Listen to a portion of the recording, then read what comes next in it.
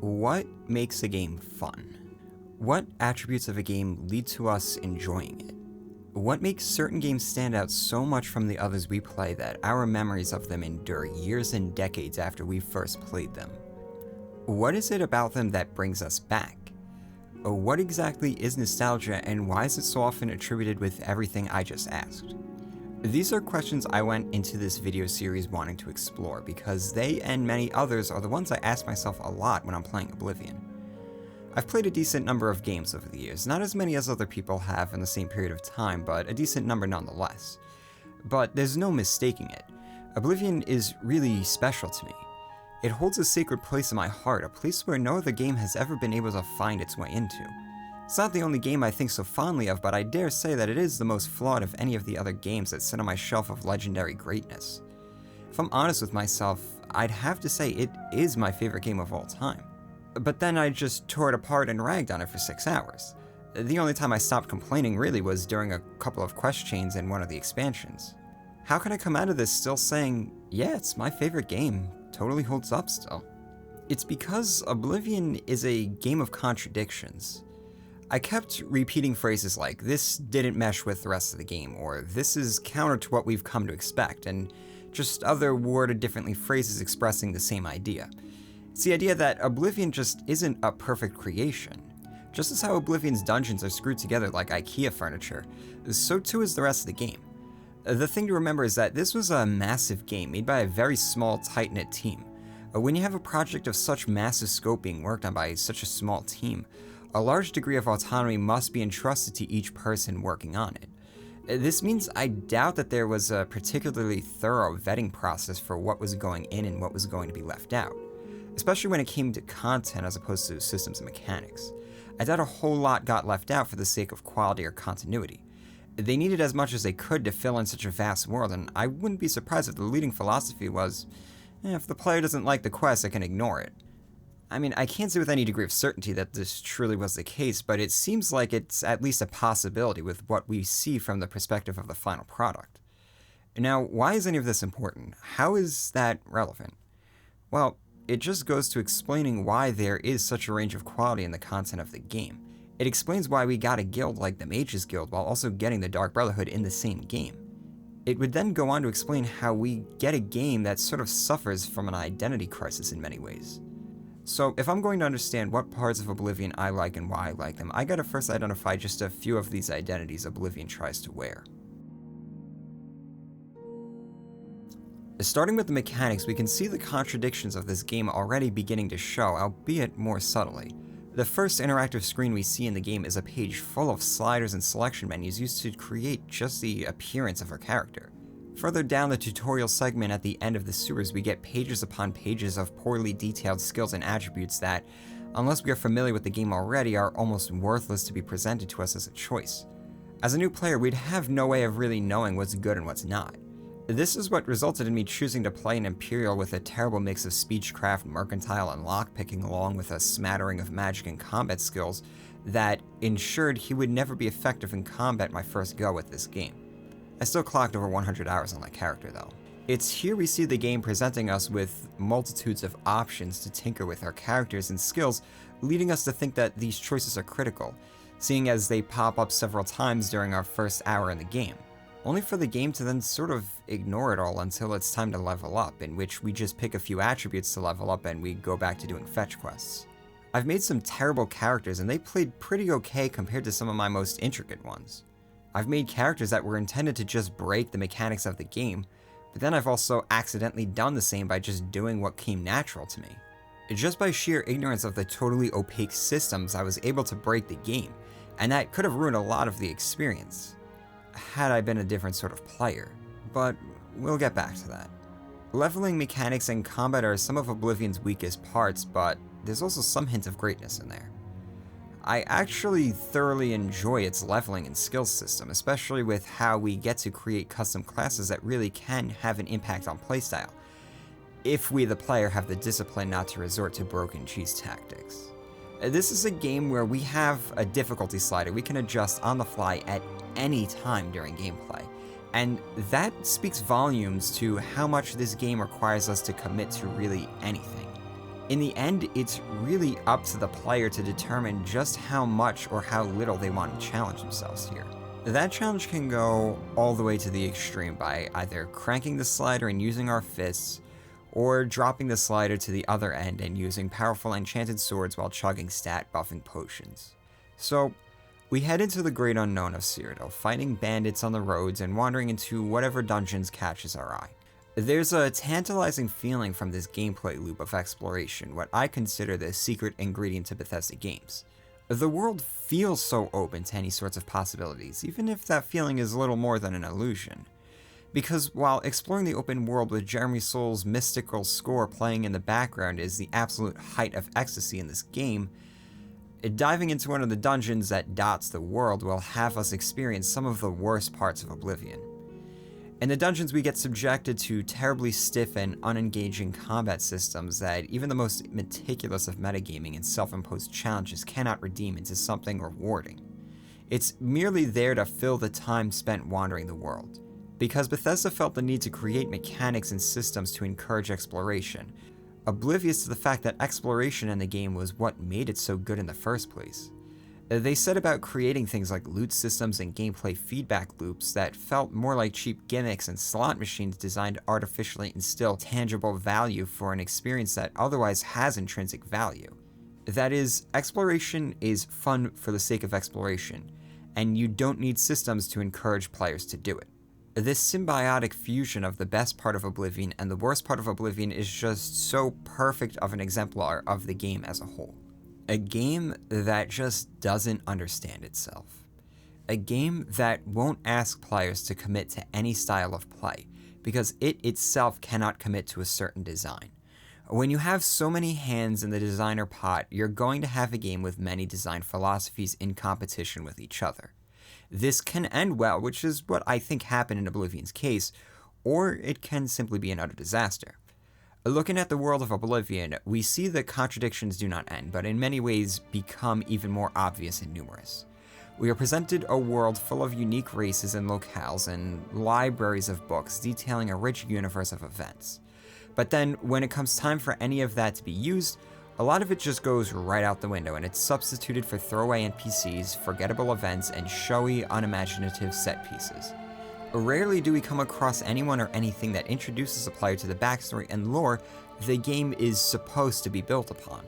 If I was to play the main story, by the end of it, I don't have a clear picture of what Cyrodiil really is. What are its politics? They got an emperor, oh wait, not anymore. They got an elder council whom we never meet until they are getting replaced by the new emperor. Oh wait, he's dead now too. Who are the people of Cyrodiil? We got human folk, elven folk, and beast folk. They all kinda seem the same though. Nords like snow, I know that much. Khajiit talk in the third person, that's pretty neat. Read the books and pay really close attention when doing side content and you might pick up on some of the lore, but good luck. So, we have a world that is wonderfully fascinating. On the wiki. In-game, we get a washed-out world that, more often than not, substitutes thought-provoking dialogue and quests for bland utilitarian info dumps and showy set pieces. Those set pieces are interesting too because they not only contradict the fun of exploring the lore, they also contradict the presentation of the game in general. Oblivion's art style is very neutral. Colorful, but neutral nonetheless. Everything about its presentation, down to the soundtrack itself, is neutral. That's not a bad thing, or a good thing, it's just a fact. But what is also a fact is that the set pieces try to elicit in us emotions. They are designed to make us think and feel a certain way, and that just smacks right up against what most of the rest of the experience tries to do. This is one of my favorite contradictions because it's obviously spent a huge amount of time and resources trying to build those set pieces, only for them to fall flat for players like me coming into this world to explore it on our own terms. Exploring on our own terms is something worth discussing too, because when we are free to wander the world, we are guided by little more than level design cues and compass markers. The rest is up to us to decide and ponder over, but once we got quests, well, then we get quest markers that hold our hands to the point of railroading us, few dialogue choices, and NPC dialogue that all but spells out exactly what needs to be done, as though the objective of going to a dungeon and killing all the enemies inside needs much explaining. We get some of the most freedom the game can possibly deliver, and then some of the most restrictive designs that turn this open world RPG that might even set a toe into the simulation side of world design into a straight-jacketed, low-budget amusement park ride. It's funny and sad because Oblivion has got to be one of the most immersive games I've ever played. But like with every other aspect of this game, it's also one of the least immersive games I've ever played. When I'm left to wander the world, once again, getting to pick my destination and allowing the ambience to wash over me, I'm transfixed in a way so few games even today manage to achieve. No map markers, no to-do lists cluttering my HUD, just the natural world, my character, and my agency to direct him. Weather changes, birds sing in the forest, insects chirp at night, monsters ambush, and NPCs go about their lives. It's great. But then we come across things that break that immersion quicker than duplicating watermelons breaks the game engine. Enemies ragdoll in weird ways as they fail to react to my weapon swings. My character can moonwalk strafe when running at certain angles. NPCs start having repeating conversations. NPCs stand in their empty shops servicing no one but somehow still remaining in business, and on I can go. A lot of this actually ends up emerging when we enter cities and try to interact with NPCs in general.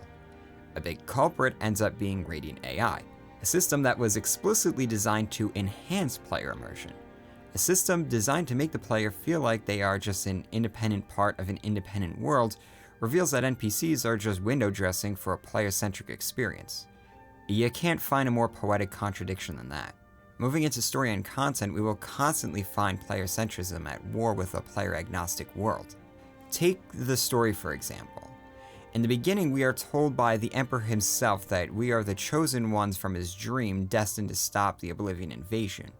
He cannot stop talking about how everything we have experienced, are experiencing, and will experience has been preordained by the gods.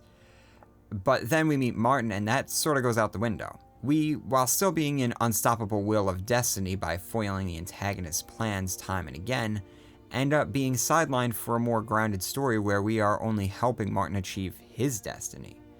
We start to act as an agent in the world as opposed to the world acting as our playground, at least in terms of story. This ends up creating some serious dissonance between what we are experiencing and what we are being told by the story. We are meant to believe we are now just the hero meant to help save the world, but aside from a couple of instances where we are fighting alongside NPCs, everything that has happened in the story has been as a direct result of our actions exclusively. To have it change that story tone but not so much reflected in gameplay leads to not only story collapse but dissonance at the same time, resulting in a really unsatisfying conclusion. And then we move into some of the guilds where we are treated throughout the entire experience as some dumb lackey or intern who can only be trusted with tasks our superiors insist are beneath them. Slowly those stories progress to ratchet up the stakes, and while we are still given the tasks of sorting out those messes, gameplay-wise we are barely rewarded and the experience of solving these bigger issues feels almost identical to solving the trivial shit.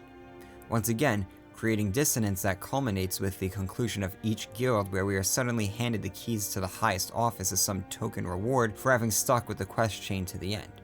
We don't grow into those positions, we are just given them like we are given the robes that represent said office, leading to the immediate cheapening of the entire experience when the highest office and the lowest rank both net the player the same flat feeling. The better guilds avoid this trap by having us work towards those higher offices in some capacity.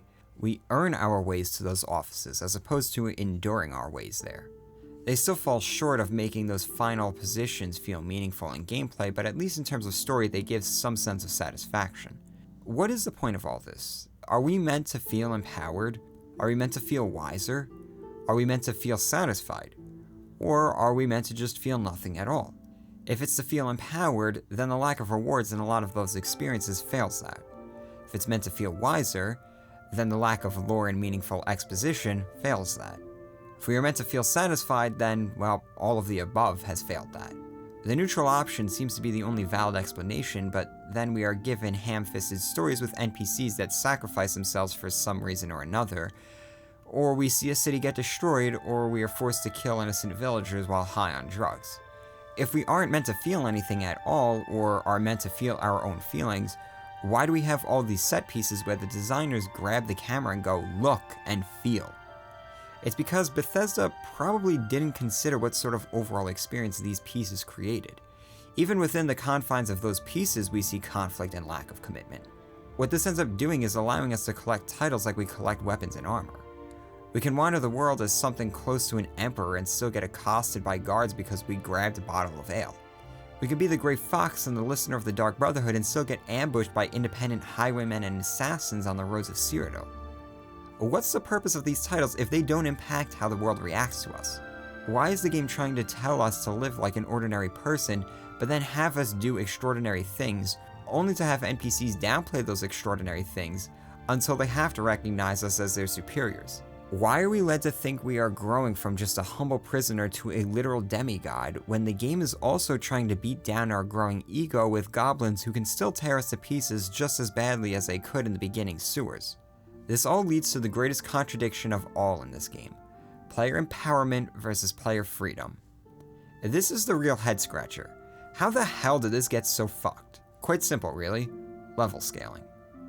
We level up, get more powerful, so does the rest of the world. At no point are we ever allowed to experience steamrolling enemies in this game, or even laughing off environmental roadblocks that had at one point tormented us. If we want that experience, we have to turn the difficulty slider down.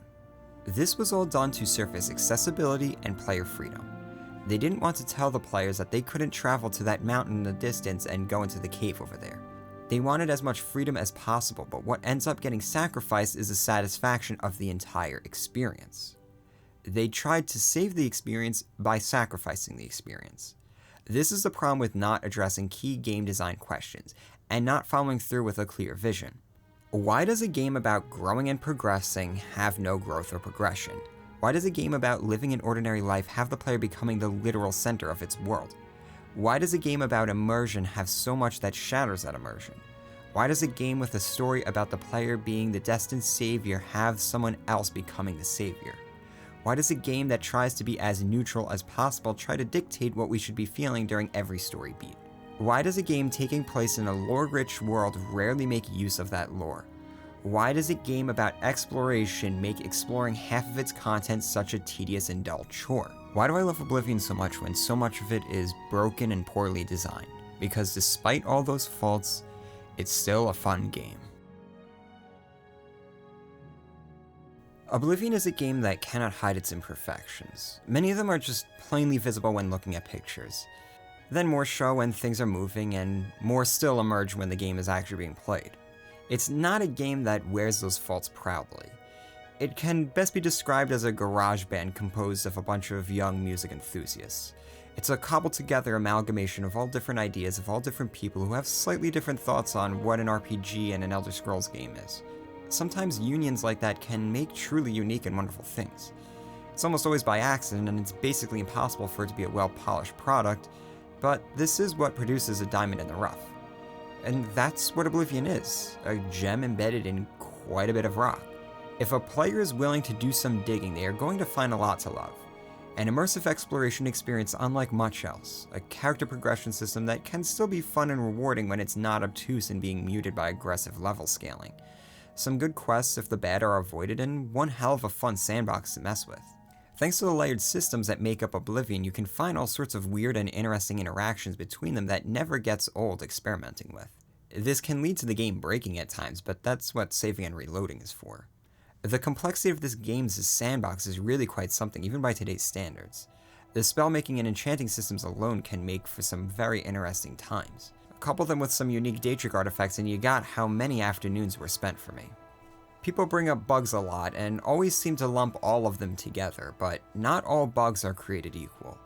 It's game dependent, but in games like Oblivion, where even if the bugs were all gone, just the fundamental design philosophies would be enough to prevent me from ever being fully immersed in this world 100% all of the time. What difference does it make if I can stop mid-air by just blocking with my dagger? Is that really so game-breaking that it would need to be patched out? I don't think so, and because of that, it just adds another layer to this already complex meshwork of mechanics and content. This is a game that has a difficulty slider that can be adjusted in the middle of a boss fight. Do you really need to patch out all the item duplication methods? I already need to possess some degree of discipline to keep my hands away from that slider, So it stands to reason I can keep myself from duplicating all the lockpicks, repair hammers, and soul gems if I want to. Maybe that's exactly what I do want to do, in which case, hey, the option is still there.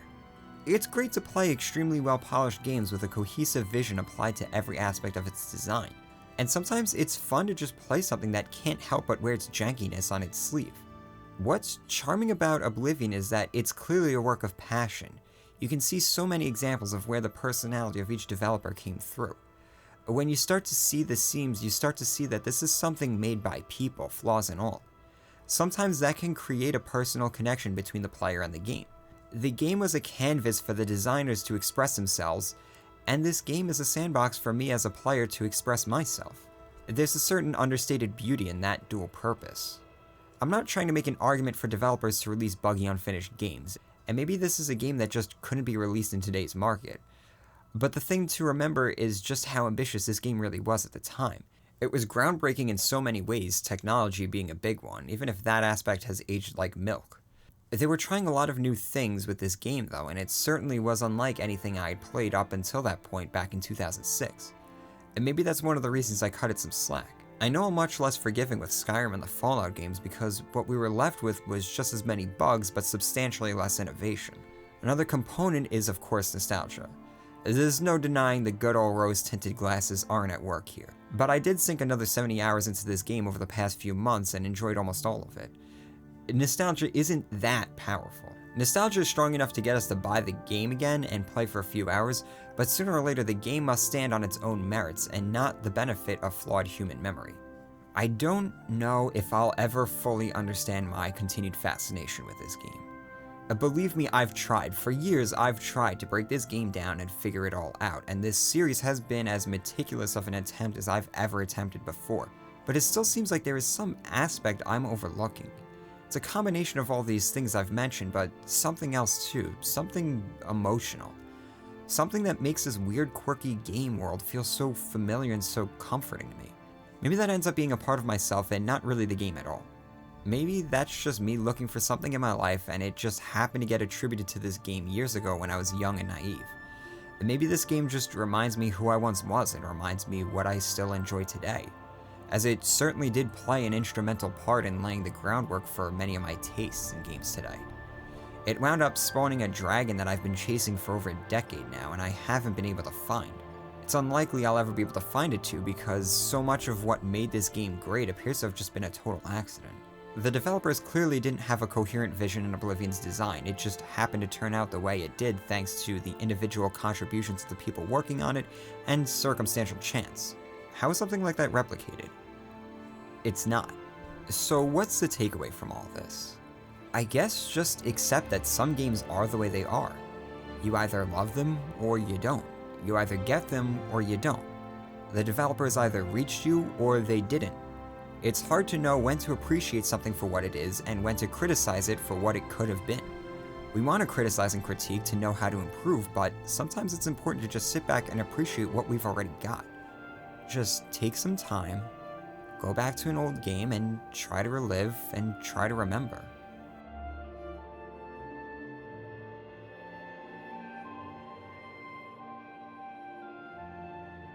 If you enjoyed this series, please consider subscribing and sharing it with others who might get a kick out of it. I can't begin to calculate how many hours I really spent on this thing. It's just been months of on and off work. Some of it fun, some of it frustrating, and all of it rewarding. I got plans for the future, but another super long series isn't on the agenda just yet. If this project has taught me anything, brevity is a virtue, not a sin. So, I hope you'll stick around and join me for whatever comes next. Thank you, and have a good one.